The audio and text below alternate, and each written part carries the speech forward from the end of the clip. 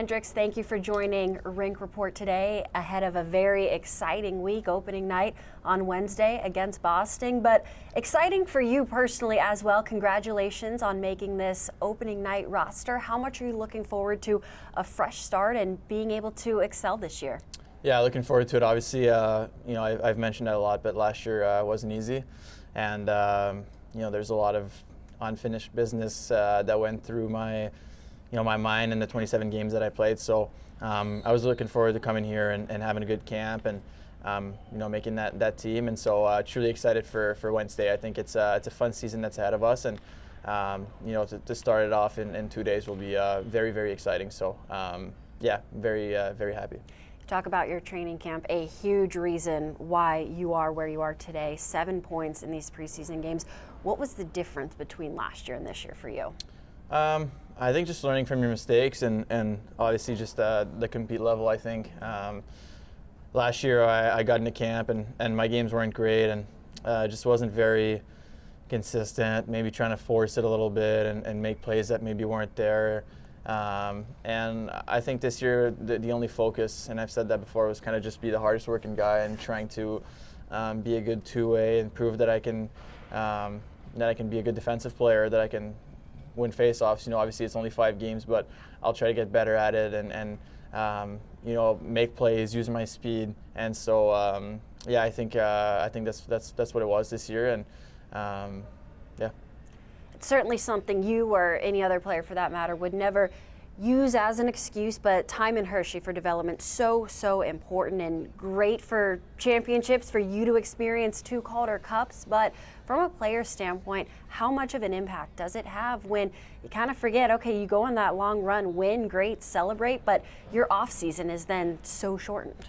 Yeah, obviously those runs are awesome. I wouldn't take it away for anything in the world. It's some of the best moments I've had in my hockey career so far. But I think for me the only thing is when a situation like this happens where last year you lose and obviously it's very negative and you're kind of pissed off for a couple of weeks, you have to try to find some positive in that. And I think my mindset was, all right, like, lost in the second round, it sucks, but what now? What can you do? And how can you be prepared when the 17th of September comes and you have to prove that you can make this team? So with that negative situation, I tried to turn it into a positive. And obviously those long runs, they're taxing, right? Like you play 60 to 80 games the regular season depending on where you are, and then you play another 20 games after in playoffs, which is, the energy's amped up. Everything's kind of times 5, times 10. So it becomes hard. And then you come back home July 5th and you maybe don't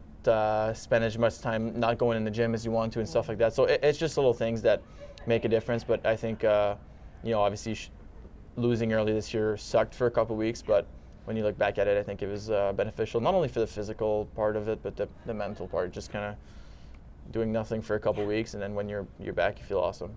Well, back here all through camp, we've seen a lot of you at 3C, but a lot of the storylines has been your name, Connor McMichael's name, wing, center, everything that's going to happen. But no matter where you play, where you start, what does that say about the versatility, the depth of this team, that Carberry does have options to put guys in different places? Yeah, a lot of depth on this team. Obviously, one of the best teams in the NHL, and 12 incredible forwards. Could go 15, 16, whatever. There's a lot of guys that were in that conversation, but a lot of depth. And obviously when you have guys like Mikey that can play the center, the wing, and not only Mikey, but a lot of other guys, myself included, it allows for obviously certain changes, and if a line combination doesn't work, you can change. And going into camp, I really thought I was gonna play on the wing for a bit and at center, and then another game on the wing, but it seemed like it was center the whole time. So I know, obviously center is the position where I'm comfortable, but I know that they know that if they need me on the wing, I'll be ready. So, and it's the same thing with all the guys. It's just, I think it's a luxury for coaches to have, those type of players. And Carberry has also talked this week about just the depth of the organization as a whole, even guys who were cut throughout camp, sent to Hershey. it's a good problem to have. And so you have guys that you've been through all of camp with, and your time in Hershey too, Ivan Miroshnichenko, Vinny Iorio. So for you all to sort of grow up together and have the success that you had at training camp this year together, how much does that not just excite you for personal success, but to be with those guys and see everyone coming up through? Yeah, like I said, there's a lot of guys that could have made this team, obviously.